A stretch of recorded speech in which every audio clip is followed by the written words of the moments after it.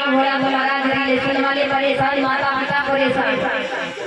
एक दिन फूफा जी आए, फूफा जी ने कहा देखो विवाह कराने की हमारी जिम्मेदारी है, विवाह कराने की हमारी जिम्मेदारी है, लेकिन एक शर्त है।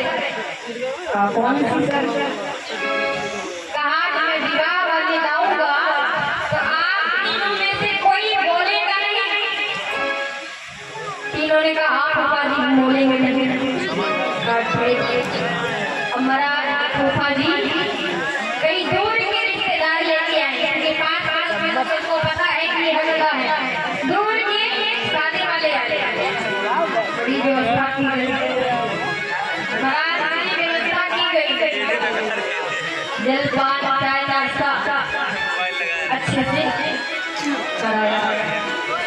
महाराज भोजन का नंबर आया, और भोजन का नंबर आया, सबकी थाल आकर के लग गई, सभी सब जमीन पे बैठ के भोजन पाने के लिए बैठ गए। महाराज जिन 3 लड़कियों को देखने के लिए आए थे विवाह वाले, वो तीनों लड़के भी बैठ गए। इतना भी कॉमन सेंस नहीं है, रिलेशन आते हैं, रिलेशन के लोग आते हैं, आते हैं तो हमको आप पहले भोजन कराना चाहिए, नहीं कि साथ में बैठ के खाने लगना चाहिए, लेकिन नहीं, कोई बैठ गए। महाराज बैठ गए भोजन करने के लिए।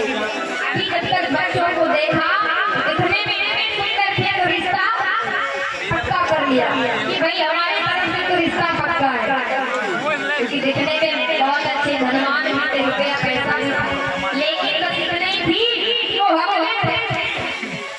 महाराज भोजन करने लगे तो हुआ क्या कि घटना घट गई। सभी लोग बैठे भोजन करने के लिए, और इतनी देर में एक चूहा आया, और चूहा आया महाराज एक ही थाली में खाने लगा। ये तीनों बैठे एक साथ, तो एक देख रहा कि चूहा भोजन चुन रहा है, तो एक कहता देख भैया तुम महाराज देख ने कहा ऐसा, तो दूसरा कहता पप्पा दाते तो फिर महाराज दूसरा बोला, और तीसरा कहता तुम बोले हम तो भैया तुझे पैसा।